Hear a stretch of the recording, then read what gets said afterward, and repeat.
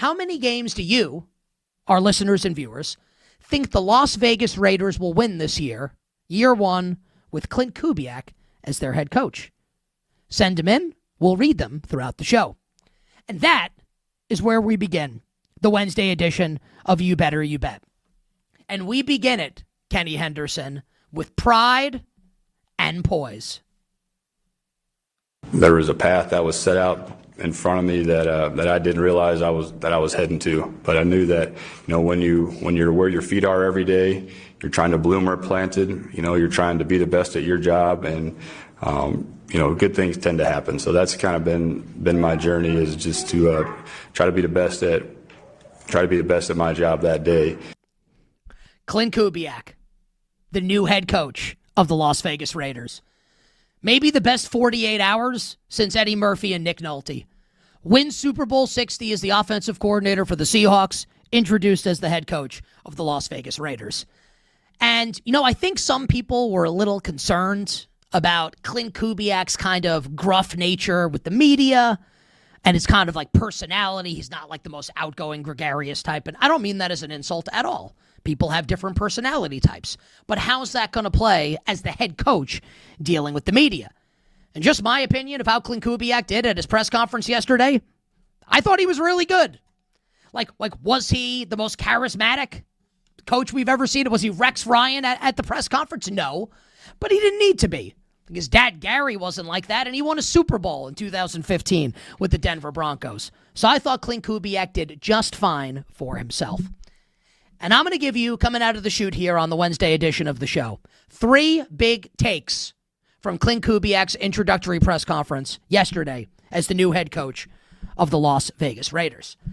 And Kubiak was asked about his relationship with Tom Brady, one of the minority owners of the Raiders, and obviously someone who is one of the front-facing members of the Las Vegas Raiders leadership group.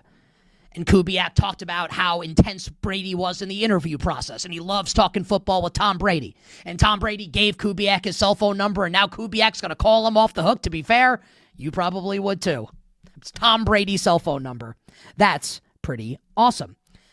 And look, like interviewing with Tom Brady to be the head coach of a football team is pretty awesome.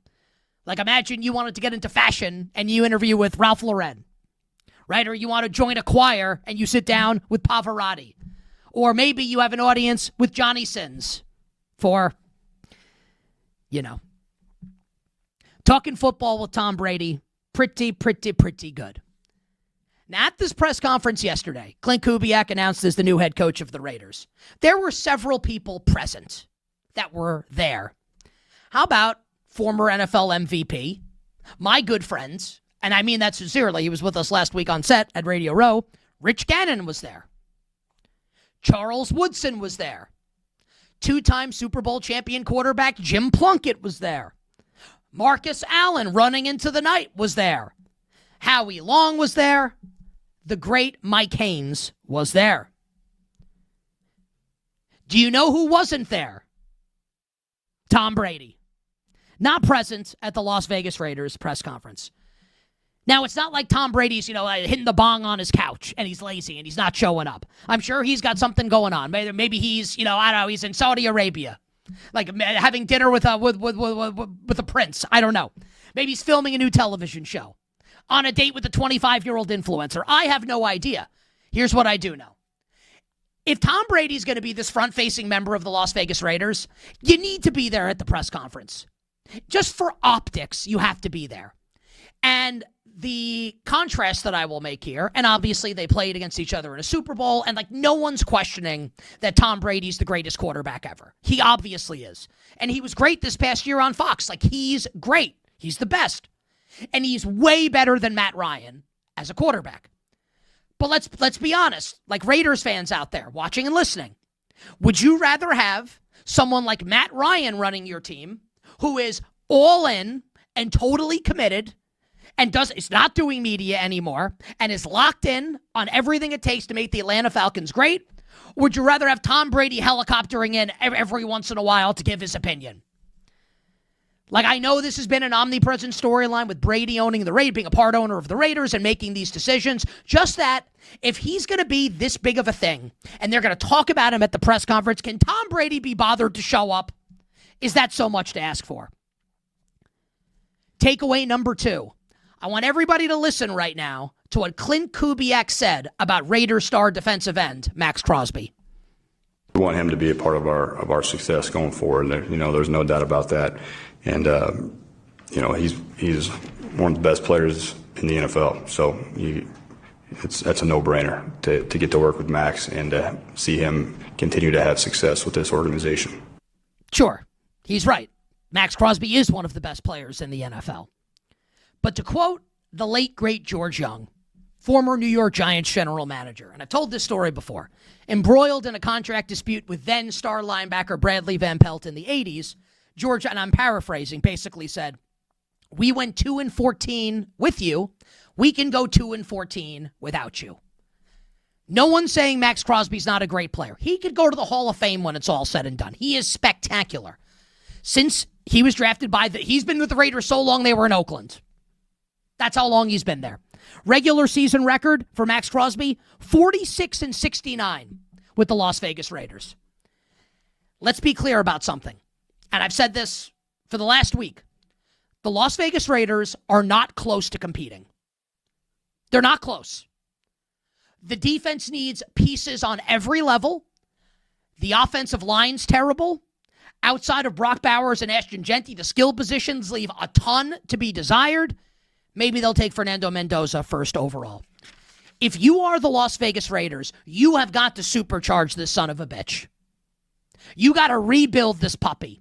And I know you could say, well, you want to rebuild, you want to have Max Crosby on the field, or you could get more financial flexibility and multiple first-round picks to try and supercharge this rebuild. They're not close. They play in a division with Patrick Mahomes and the Chiefs, Justin Herbert and the Chargers, and the team that hosted the AFC Championship game this year, Sean Payton and the Denver Broncos. I don't want anyone to confuse what I'm saying. Max Crosby's tremendous. And if he goes somewhere else, let's say like the Cowboys decide to trade, I don't know. I saw a rumor floated like maybe they would trade Pickett. Oh, who the hell knows? Like Max Crosby would go to another team and help that team win. There's no question. He's the type of difference-making player that could take a team that's close and put them over the hump. The Las Vegas Raiders are not close. They aren't. They're not close. And they need to do the right thing for themselves and for Max Crosby. Trade him to a contender, get them draft picks, and supercharge the rebuild. Period. I'd love for someone to construct a cogent argument to the contrary. And the final takeaway from the Klint Kubiak introductory press conference. He was asked about the number 1 overall pick in the draft, and he gives a typical coach speak answer, which we're not going to play for you because it's typical coach speak. Like, yeah, we're going to watch the film and we're going to figure out who the top overall pick is. Betting market seems to think it's Indiana's Fernando Mendoza. Minus 1,000 at BetMGM right now to be the first overall pick in the draft, which doesn't mean he's going to be. It's Wednesday, February 11th. We haven't even gotten to the combine yet. There is a lot of time in between now and the NFL draft. And I say that to now say this. We'll play at points during the show and leading up to the draft process sound from former NFL GM Mike Mayock, Greg Cosell from NFL Films. We'll have draft-related guests as we approach the draft on Mendoza. And it feels like people like Mendoza, but don't think his ceiling is like a Josh Allen ceiling. And not everyone has to be Josh Allen. Sam Darnold just won the Super Bowl, right? But that maybe his ceiling is Kirk Cousins. Okay. Here's what I'll tell everybody.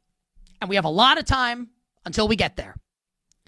I was told off record by a couple people, and even like on record a little bit, you can tell that people aren't like super enthused by Mendoza. And maybe he wouldn't be the number 1 overall pick in a draft with better quarterback prospects.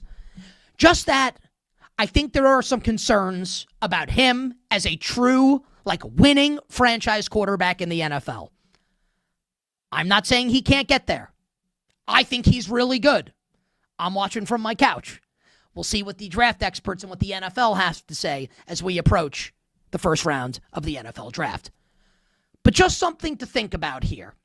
Mendoza as a pro prospect, the Raiders being really far off, I think it's really, really fascinating to think about the Raiders, pride and poise, commitment to excellence, just win, baby.